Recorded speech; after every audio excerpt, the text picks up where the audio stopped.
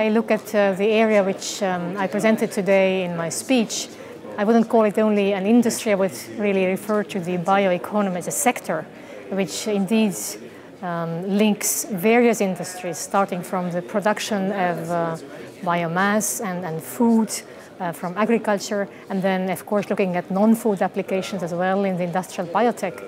And if we look what has happened within the last years, I think one trend is very clear, that we understand now better the need to have a coherent view on these various parts of the bioeconomy. So we don't any longer look at just in kind of separation to the biofuels or food or bio-based materials, but we realize that these are really just different sides of the same puzzle, if you wish, and we cannot solve one without looking at the others.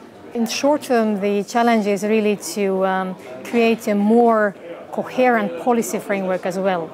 As I said, we have indeed already, I think, taken a good step forward, at least creating this understanding that issues would be looked at together. But now the next question is to have also policies which would be well integrated, to have funding schemes which would be integrated. And this is definitely one of the steps we see from European side that needs to be now put in place for bioeconomy.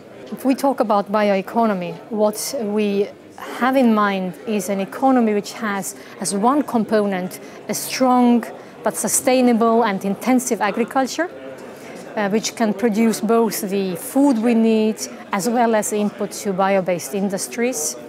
And secondly, we have in mind, of course, the processing sector itself, which should be low carbon, which should use the best biotechnologies we have at hand to reduce the environmental footprint.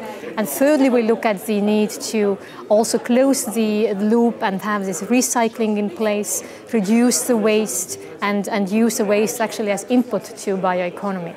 And from this angle, of course, the ongoing discussion on the CAP, the Common Agriculture Policy Reform, is very essential. Indeed, agriculture should provide both the food security as well as input to non-food industries. And of course, the policy framework should put the basis for that. Biotechnology is one of the enabling technologies, but it needs to be applied on something. So now when we look at the applications, we are, I think, realizing more and more the great potential of biotechnology in delivering on some of these challenges we have. We look at the oceans, for example. We know how much of the resources of the oceans is still unexplored. We don't even know what we could get out of these resources, all the microorganisms, for example. We look at, again, the tremendous amounts of waste we generate, which could be recycled, which could be reused as input. And again, biotechnologies could be of great importance. Or we look at some of the environmental questions, again, where biotechnology could bring some solutions and help with, for example, spillage of oil or cleaning up some soils.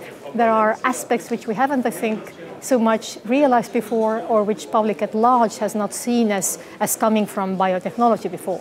As to the European level itself, clearly there is ambition now, and you have seen the Commission already putting forward the new flagship on Innovation Union.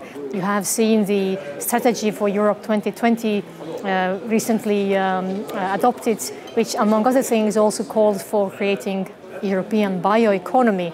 And we are indeed working on that so that by next year there will be a new policy framework in place.